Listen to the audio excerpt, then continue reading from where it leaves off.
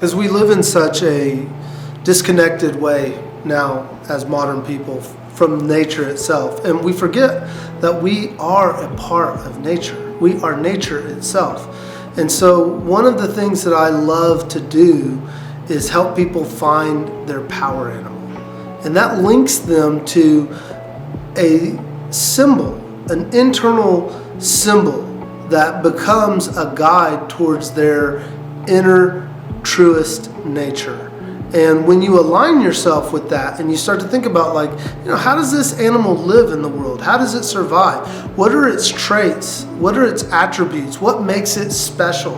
And you start to assimilate those into your own concept of identity about who you are and how you can move through your life and how to best serve the course of where you are and where you want to be and how to meet your goals, how to find your way into what it is that you really want. And a lot of that, even being able to determine that, has to do with you understanding your nature and what kind of person you are underneath all those layers of conditioning, from the way you grew up to your experiences along the way that have built into you certain ways of reacting to your environment.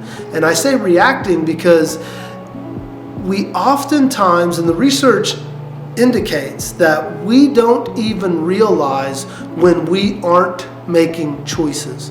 When habits and reactions are so ingrained into us that we think that we're making choices. We think that we're choosing these things. But the research says that most of it we're not. That as much as 80 to 85% of our life, we are on autopilot, in automatic reaction mode. And so to me, I take that as an offense, and I want to be a free person that makes choices deliberately, intentionally towards what I want. And I used to hear Dr. Phil say all the time that 80% of the time people make choices based in fear. And that's because they're in a fear reaction. They're not going for what they want, they're going for what they think is safe. And interestingly, if you create within yourself a sense of safety, of feeling safe within a world of threat. It's a bit of a paradox. Build into yourself this idea that you're meant to be here and that your security is in your knowing that you are here on purpose and that this life is for you, that you are a part of nature and of this world, that you're a spark of the divine, a child of God, however you want to frame it up to yourself. But you start to build into yourself this sense of feeling safe in this world. I use power animals to do this. I use imagery exercises. I use affirmations. I use all kinds of exercises to empower the belief at the unconscious level that you are indeed safe. And when you start to operate in the world from a sense of safety, you don't need the world to be and feel non-threatening. You can know that anytime you wake up and walk outside, anytime you're doing anything, there is always a threat that is available or that is there imposing on you. But even though we live in a world of threat, I believe it's your divine right, your birthright, to feel safe in this world. And you have to establish that at the nervous system level.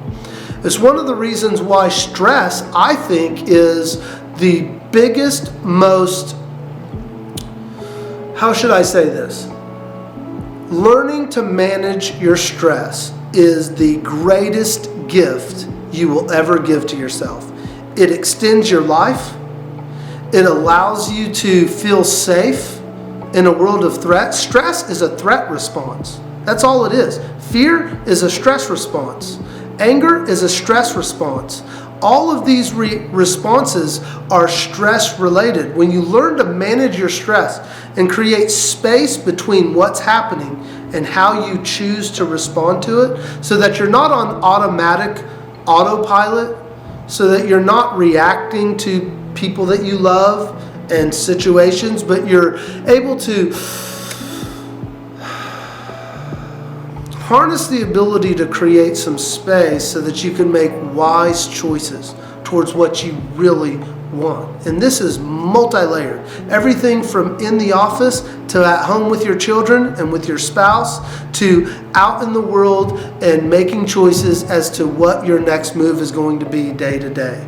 And when you learn to manage that in a way that's productive and learn new coping skills, new behaviors, new thoughts that you can input that change the way your nervous system processes what's currently going on, that's when you are an actually free person.